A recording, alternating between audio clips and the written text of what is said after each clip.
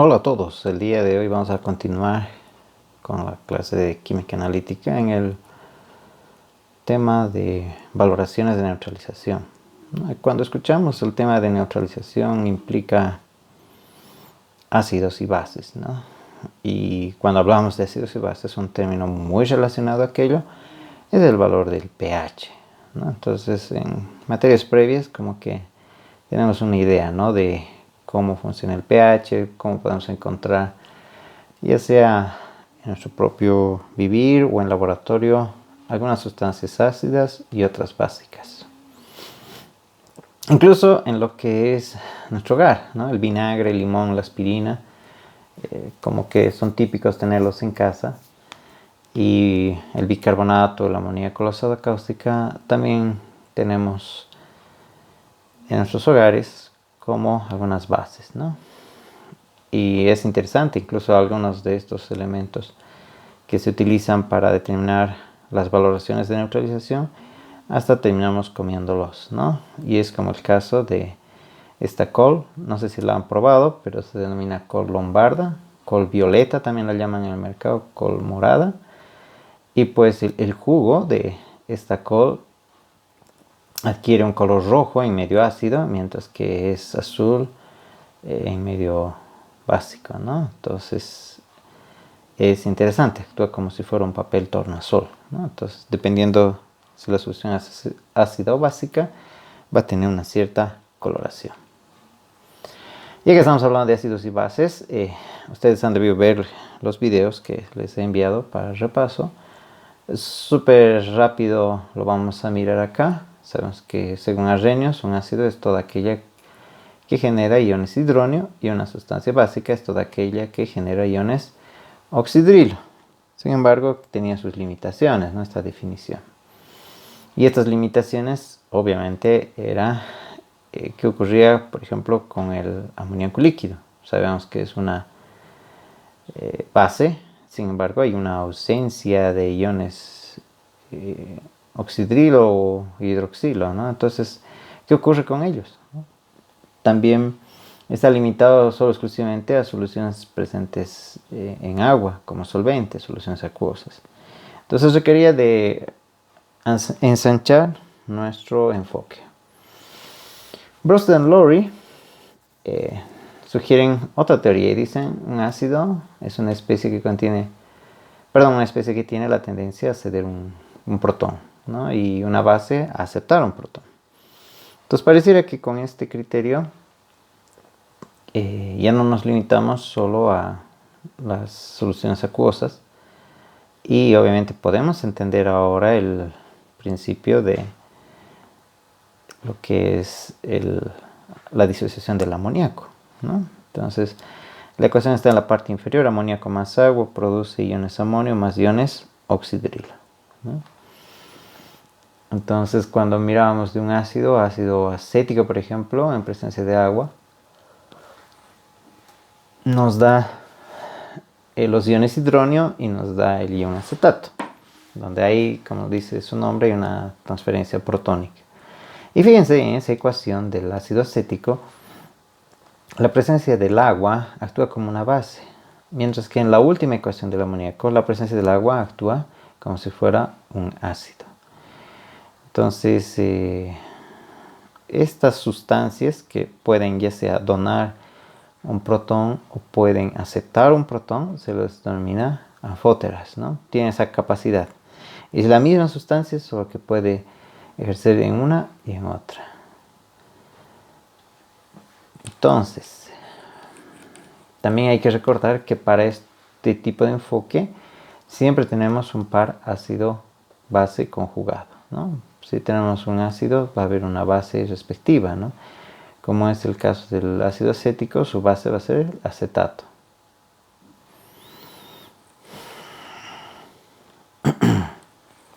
En el caso de Lewis propone algo distinto, ¿no? Y dice, un ácido va a ser todo aquel que puede aceptar un par de electrones, y una base puede ser aquel que puede ceder electrones, ¿no? Entonces, para que una sustancia acepte un par de iones, que acepte un ion hidronio, debe poseer un par de electrones no compartidos, ¿no? Entonces, ahí tenemos un ejemplo en el caso del amoníaco. Y puede darse otros casos también, ¿no? Donde el hidrógeno no es el único, puede tener otros pares de electrones y puede enlazar, ¿no? Entonces, fíjense que ya no dependemos del sistema.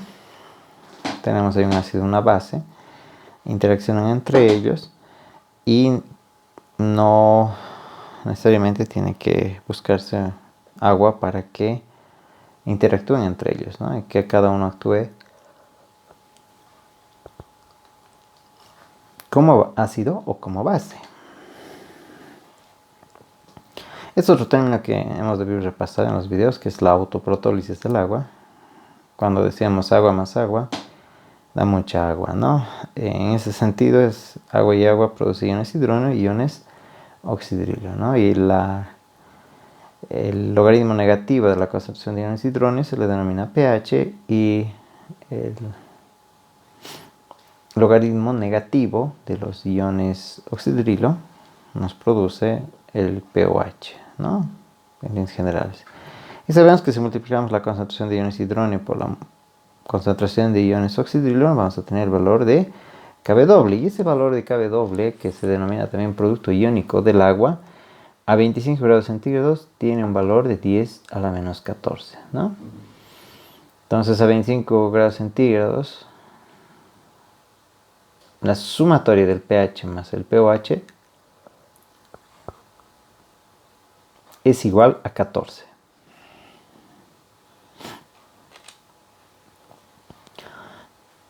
Si es agua pura, no contiene iones disueltos, entonces la cantidad de iones hidrógeno y la cantidad de iones oxidrilo debían ser iguales, ¿no? Entonces, el punto medio donde ambos son iguales, vamos a hablar de un pH igual a 7 o de un pOH igual a 7, ¿no? Estamos en la mitad. Pensando, ¿no?, a 25 grados centígrados, que el límite va a ser 14, ¿verdad? Prácticamente es la mitad. Entonces, una solución ácida, obviamente, es cuando la concentración de iones hidrógeno es mayor que la de los oxidrilos, el pH va a ser menor a 7. En el caso de neutro, las concentraciones de iones hidrógeno y de iones oxidrilo van a ser iguales. Y en el caso de una disolución básica, la concentración de iones hidrógeno va a ser menor que la concentración de iones oxidrilo, ¿no? Entonces ahí está, sabemos en qué lado de la balanza podemos llegar, si es el lado ácido o es el lado básico. Este concepto de fuerza de ácidos y bases está muy bien desarrollado en el curso de equilibrios, pero vamos a recordar algunas cosas fundamentales, ¿no? Una constante de equilibrio siempre muestra cómo están representados las concentraciones de cada uno de ellos, ¿no?, a través de la constante de equilibrio. Y por otro lado, esta constante de equilibrio, cuando multiplicamos por la concentración del agua, que es constante, se convertía en la constante de acidez. Y ahí está la expresión para un ácido monoprótico o solo de un protón. Y ahí está. K, que es la constante de acidez, es igual a la concentración de A negativa del catión por la concentración de iones de hidrógeno dividido entre el ácido. Entonces, cuando queremos pensar en la fortaleza o la fuerza, qué tan fuerte es un ácido o una base, está muy relacionado al valor de Ka, ¿no? Mientras mayor sea el Ka, entonces obviamente nos vamos a acercar hasta la disolución total, ¿verdad? Y eso habíamos visto igual en previo video, que cuando K tiende al infinito, entonces estamos hablando de un ácido fuerte. Es decir, que se encuentra totalmente disociado. Ahí está el ácido clorhídrico, el ácido nítrico, etc. Pero cuando se encuentra parcialmente disociado, es cuando vamos a tener los valores de K.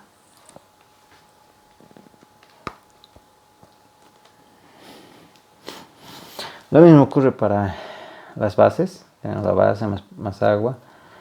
Nos está generando los iones oxidrilo y vamos a tener obviamente la constante de basicidad. Hay una mayor fuerza de una base cuando mayor sea su Kb, ¿no? Y obviamente menor al pKb. pKb y pKa, no olvidemos, ¿no? Que es lo que hemos aprendido, menos logaritmo de una cierta porción llega a ser el valor, ¿no? De lo que hemos visto acá, ¿verdad? Por ejemplo, el pH es menos logaritmo de la concentración de iones de hidrógeno o el pOH menos logaritmo de la concentración. Lo mismo ocurre cuando hablamos del pKa en el caso de ácidos y pKb en el caso de bases.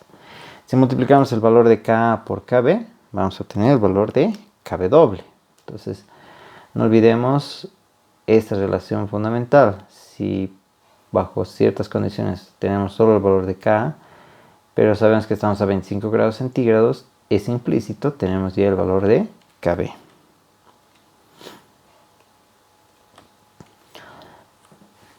A ver, ¿cómo podemos calcular las concentraciones de todas las especies presentes en una solución en la que se establecen diversos equilibrios de ionización, ¿no? Entonces, estamos hablando de lo que hace un momento hemos mostrado.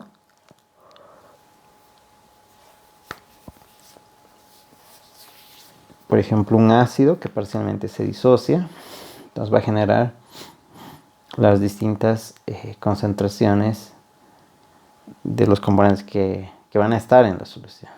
Entonces, ¿qué nos va a ayudar? Usualmente, y esto ya lo hemos visto en equilibrios, y lo han debido ver en los videos de repaso que les envié, implica que es fundamental escribir correctamente las expresiones de constante de equilibrio, hacer el balance de materia y el de cargas. Ojo que el de cargas, como dice aquí, debe tener la condición de electroneutralidad. Y por último, la resolución del sistema de ecuaciones. ¿Por qué? Porque estos sistemas usualmente dan ecuaciones de cuarto orden, ¿no? Para arriba. Tercero o cuarto orden para arriba.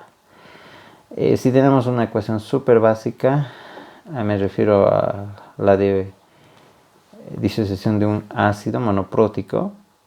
Ahí están los equilibrios presentes, que va a ser obviamente la del ácido en presencia del agua, nos genera los iones de hidrógeno más los iones de A. Pero eso a su vez está la ecuación del agua líquida que nos va a generar iones de hidrógeno y iones oxidrilo. Con el balance de materia, sabemos que HA ha sido nuestro inicial, HA inicial, entonces se puede hacer nuestro balance de materia. En el balance de energía ya sabemos que todo lo positivo se va a un lado, todo lo negativo se va al otro. Y finalmente podemos resolver este sistema de ecuaciones donde hay 4 ecuaciones y 4 incógnitas.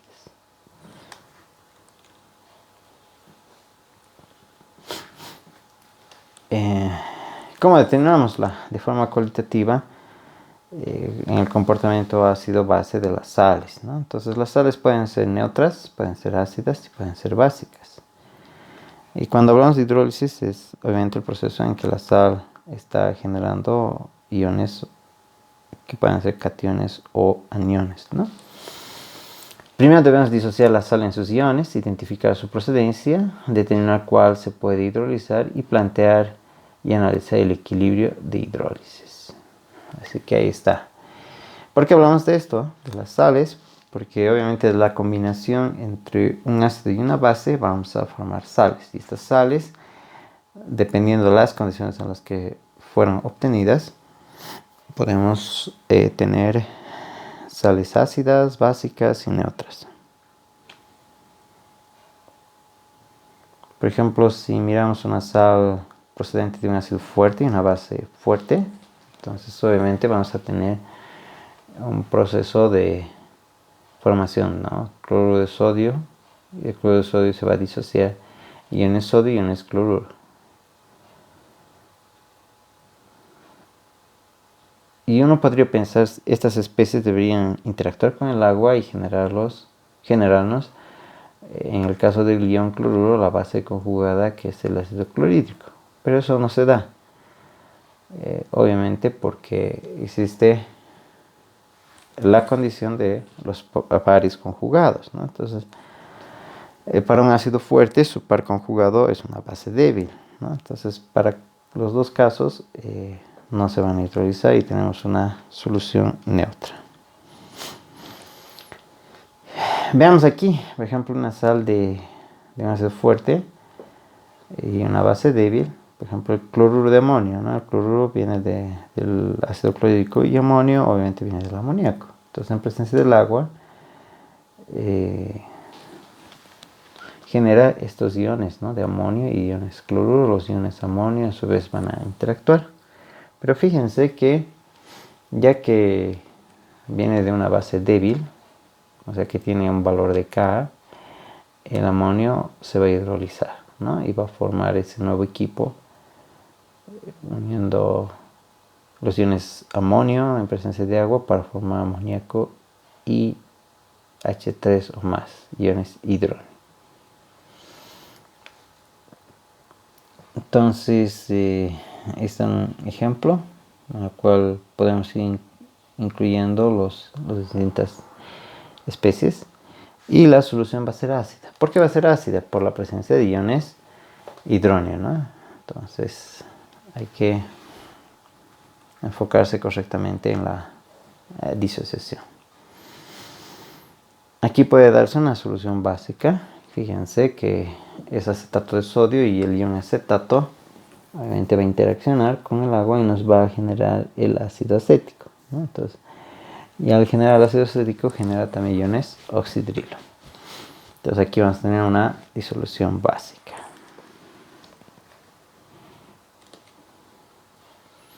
Pero ¿qué pasa si ambos iones proceden de ácidos de un ácido débil y de una base débil, ¿no? Entonces tenemos al cianuro de amonio. ¿Y qué pensaríamos de la sal? ¿Sería básica? ¿Sería ácida?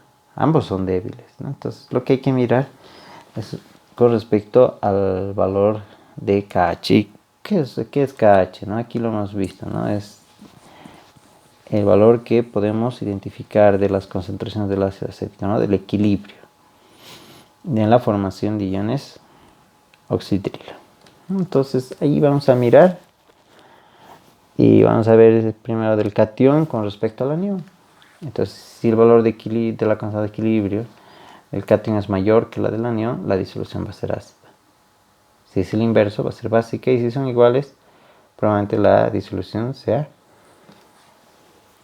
neutra. Para el caso del cianuro de amonio, la disolución es básica. Esto también conocemos, las soluciones de soluciones amortiguadoras o también soluciones tampón, ¿no? Entonces, ¿cuál es el objetivo? Es un control de pH, ¿no? Y creo que hemos mencionado en el video que hay varios componentes del organismo que terminan trabajando en función a estas soluciones amortiguadoras, ¿no? Tratan de mantener un cierto valor de pH, ¿no? Entonces, en especial cuando son afectados en pequeñas cantidades de algún ácido o alguna base, ¿no? Entonces, estas sustancias están compuestas por un ácido débil y su base conjugada, o una base débil y su ácido conjugado. Un ejemplo ahí está, ¿no? El ácido acético en presencia del acetato, vamos a tener una solución buffer. Si el equilibrio, ya hemos dicho, ¿no? Se adicionará ácido, entonces el pH bajará. Pero si la cantidad añadida es pequeña, entonces obviamente el pH se modificará. Ahí están unos valores aproximados de cómo estaría comportándose el sistema. Bueno, en este caso calculados de forma adecuada. Fíjense, 0.001 mol de ácido clorhídrico se añadido a 1 litro de agua, ¿no? Entonces, en el momento en que uno añade el agua neutra, el pH 7 y la presencia de ácido nos va a disparar, ¿no? Más allá de que podamos agitar un montón para tratar de dispersar toda la cantidad de ácido en el agua.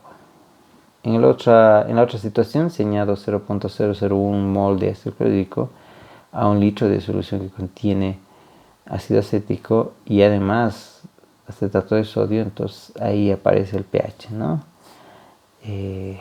una variación mínima, ¿no? ¿Por qué? Porque tenemos el par de las sales que están formando esta solución amortiguadora. Tenemos allí un acetato y al ácido acético. ¿Cómo calcular el pH en una solución tampón? Entonces ahí está, un recordatorio de lo que tenemos. El pH es igual al pK más logaritmo de base sobre la concentración de ácido. O si quieren, inverso, ¿no? Logaritmo de ácido sobre base, pero el signo va a estar negativo, ¿no ven? El signo menos al invertir el logaritmo. Usualmente los ácidos y bases, las concentraciones son grandes, entonces en muchos casos desaparecen y el valor próximo va a ser del pH igual al pK. Entonces, existe también la condición, ¿no? Que las concentraciones del equilibrio se pueden aproximar a las concentraciones iniciales. Entonces, una ecuación aproximada es enfocarlo de esa forma, ¿no?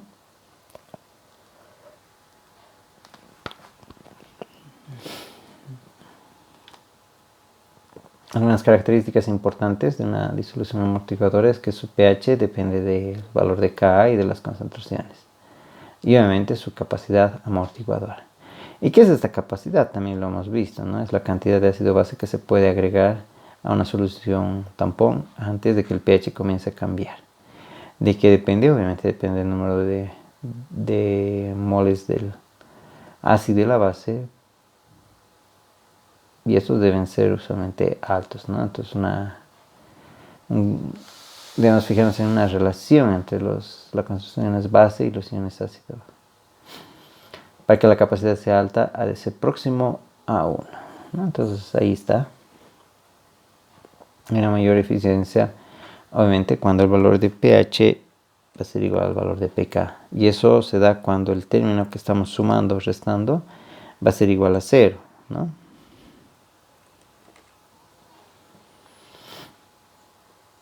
Dentro del mundo de los ácidos y las bases aparecen los indicadores, ¿no? Donde los indicadores son ácidos o bases débiles cuyas formas de ácido y base conjugada tienen colores, ¿no? Entonces tenemos el indicador A en presencia del agua y nos va a generar iones citronio y la base conjugada del ácido del indicador de un color distinto, color B. Obviamente podemos expresar nuestra relación de equilibrio y cuando a una disolución le añadimos un indicador estarán presentes las dos especies, ¿no? Entonces hay que tener ese cuidado. Lo mismo si comparamos la concentración de el indicador respecto a el indicador, la base conjugada del indicador, entonces vamos a pensar si vamos a ver colores, ¿no? Indicando que está en forma ácida, en forma básica. Entonces el cociente siempre va a depender de la constante de acidez y del pH. Si, como hemos dicho, ¿no? Hay un dominio de uno de ellos, como ya sea ácido o básico, entonces va a presentar una cierta coloración. Aquí tenemos una tablita de distintos indicadores. Está en inglés, sin embargo, no es muy complicado hacer la traducción al español. Entonces, blue bromophenol, entonces azul de bromophenol, naranjado de metilo, etc. Entonces, no es muy complejo. Les animo a que puedan revisar. Pero nos llama la atención aquí el color, ¿no? El color que, dependiendo del pH, podamos utilizarlo. Y en sí, ¿qué es una valoración? Ya hemos visto en el anterior capítulo que es una interacción, ¿no? de un titulante y de nuestra muestra con el objetivo de determinar la concentración, ¿no? Entonces, para un ácido, una base, debemos determinar la concentración. Una solución que contiene una concentración conocida de base o de ácido se hace reaccionar con otra desconocida, ¿no? Entonces hay que medir el volumen de la solución que se ha consumido y también de lo que se tenía al inicio, ¿no? Entonces ahí podemos encontrar, ¿no? En el momento en que se ha dado la neutralización, los moles de ácido igualan a los moles de base. Se ha alcanzado al punto de equivalencia. Y en ese punto es donde deben aparecer la mayor parte de los indicadores, ¿no? Pero ojo, no es usar cualquier indicador. Aquí hemos aprendido que estos indicadores tienen rangos, ¿no? Entonces, si me interesa estudiar a pHs bastante cercanos a 0, entonces usaré el azul de violeta, perdón, el metil violeta, ¿no? Violeta de metil, o que podríamos traducirlo así, ¿no? Entonces estos gráficos o estas tablas nos ayudan mucho a ver en dónde estamos, ¿no? O sea, cuál va a ser el pH que va a determinarse como punto de equivalencia. Una curva de valoración clásica, típica, contiene el pH y contiene el volumen de la base, ¿no? Entonces, esta es la representación del pH en función del volumen añadido. Ahí tenemos el punto de equivalencia, y este gráfico, si bien se lo puede hacer, no digamos rápido, pero en función a los valores que tengamos simplemente rellenar, tiene algunos detalles fundamentales. Obviamente, si valoro ácido fuerte con base fuerte, mi punto de equivalencia va a ser 7. Pero si valoro con ácido débil una base fuerte, esperamos que el valor de la base fuerte sea el predominante y tengamos una solución con pH mayor a 7. Lo mismo, ¿no? Si se usa una base débil con ácido fuerte, el pH va a ser menor a 7. ¿Cómo calculamos? Obviamente con las ecuaciones, ¿no? De balance de masa, del balance de carga, lo que hemos resuelto en equilibrios, ¿no? Estas ecuaciones de cuarto orden, cuarto, tercero, y hacemos algunas suposiciones para llevar hasta simplemente 2 dígitos después de la coma.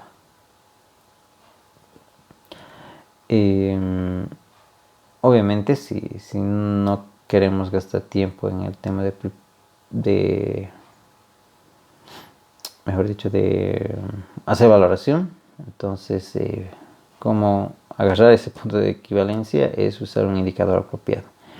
Y cuando nos referimos a apropiado es que cambie de color justo cuando la reacción lleva al punto de equivalencia, ¿no? Sería un desastre elegir un reactivo que cambia después de que ya se ha alcanzado el punto de equivalencia, ¿no? Unos, qué sé yo, 20 ml después de que hemos alcanzado el punto de equivalencia. No tiene sentido.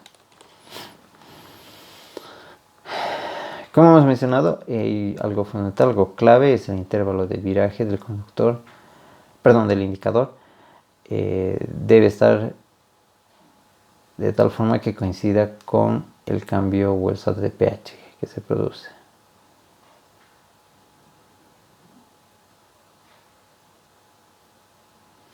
Muy bien, ahí está una gráfica donde están a distintos indicadores, y obviamente está el punto de equivalencia, ¿no? Entonces uno puede elegir en función a el punto de equivalencia también, ¿no? Entonces ahí está otra gráfica. Esta es para una base fuerte con ácido fuerte, y fíjense que la tendencia es rápida de caída, ¿no? No necesariamente todos los sistemas muestran esta configuración, pero una mayoría de ellos viene por este tipo de dibujos, ¿no? De esta gráfica, mejor dicho.